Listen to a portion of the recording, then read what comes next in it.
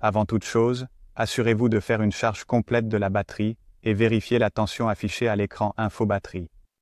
Si la valeur est inférieure à 41 volts, cela signifie que la batterie ou le chargeur ne sont pas en bon état, et il est recommandé de consulter votre revendeur de confiance pour effectuer des vérifications supplémentaires.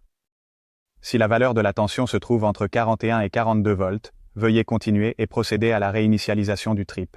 Maintenant, utilisez votre vélo électrique sur un terrain plat, sans affronter de dénivelé excessif, en utilisant un niveau d'assistance compris entre 1 et 3, jusqu'à ce que la batterie soit complètement déchargée.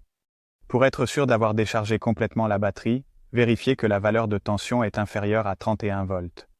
À présent, tout simplement, il vous suffit de prendre le kilométrage du trajet et de le multiplier par la consommation moyenne en wattheures par kilomètre. Le résultat de l'opération indique la quantité exacte de wattheures sortie de la batterie, ce qui représente l'état de santé actuel de votre batterie.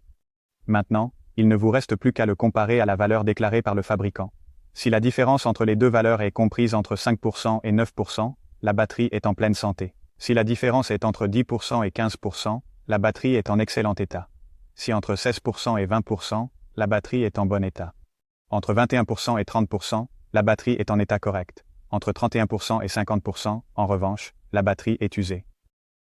Attention! Il est important de se rappeler que la capacité réelle de toutes les nouvelles batteries au lithium est toujours inférieure de 5 à 7% par rapport à la capacité déclarée, car cette valeur est issue de tests effectués par le fabricant de batteries dans des conditions contrôlées, avec une température constante de 25 degrés, et un courant de décharge de 0,2 C, un courant vraiment très bas, facilement dépassé même avec le niveau d'assistance minimum. Une batterie de 500 watts déclarée par le fabricant équivaut en réalité à environ 470 watts. Les 630 watts déclarés sont environ 582 watts réels. Les 720 watts déclarés sont environ 670 réels, tandis que les 900 déclarés sont environ 850 watts réels. Ici, 580 watts réels, 720 watts déclarés sont 670 réels.